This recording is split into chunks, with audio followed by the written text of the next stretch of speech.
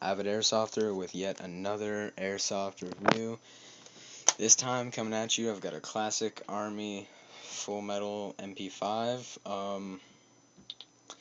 Obviously you can see I did some paint work on it, just some tan and olive drab, because I live in Oregon, blends tan and olive drab, so I mean, it's a pretty universal color. Dual reel caps, 30 rounds, mag clamp. You'll notice there is no rear sight on this.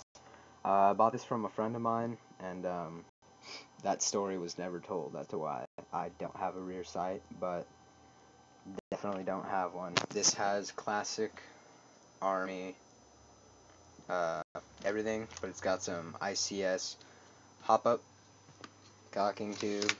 The front sight is some weird brand, but selector switch is also ICS.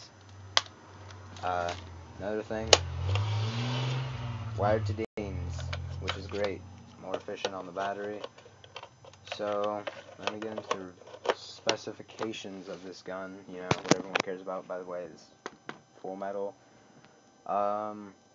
Shoots about 285 to 290 feet per second with a rate of fire of about 14 BBs. With my, I don't know what kind of battery it is. I think it's an 8.4. It's an 8.4, 1100 milliamp, I think.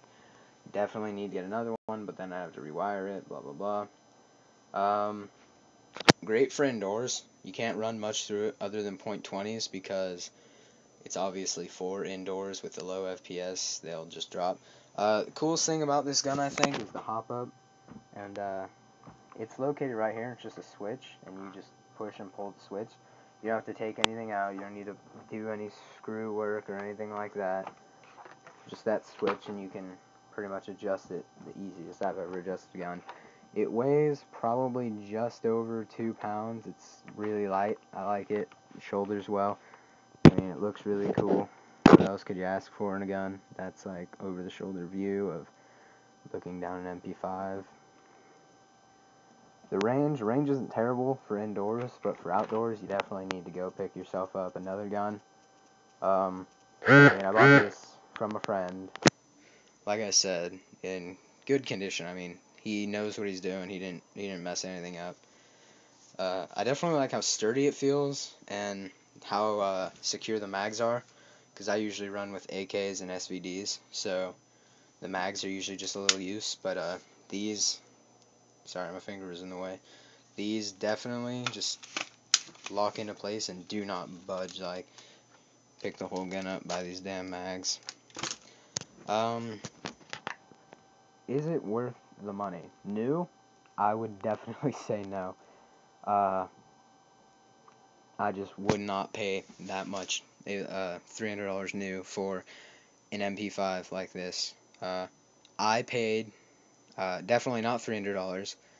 I actually got this in a trade for my another gun I had, but I think it was worth it because now I can go play indoors and I don't have two long rifles. So if you're into indoors and you've got a bunch of money laying around, go buy yourself a classic Army Mp5. If you don't have a bunch of money laying around, I would say just go with a cheaper brand, maybe Echo one, CYMA. I've never used those. I'm assuming they're pretty much the same. This gun, really easy to disassemble. That's probably another one of my favorite things. And the fact that it's just super light, if I haven't already mentioned, that's one of my favorite things. It feels really sturdy, which I was surprised because I'd never really dealt with MP5s before this. I mean, whenever I thought of MP5s, I thought of Call of Duty people and flimsy, cheap guns, but this is actually pretty solid.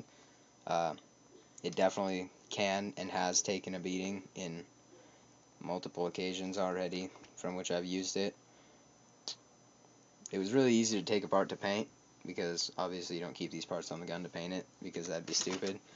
But definitely go get yourself an MP5. I mean, I love the feel of them and everything. I just don't like the price tag on the classic Army and ICS ones, though the split gearbox thing is really cool. Um, just go buy an MP5, go rent one, go whatever. You'll see how it feels. You'll like it. Avid Airsoft are out.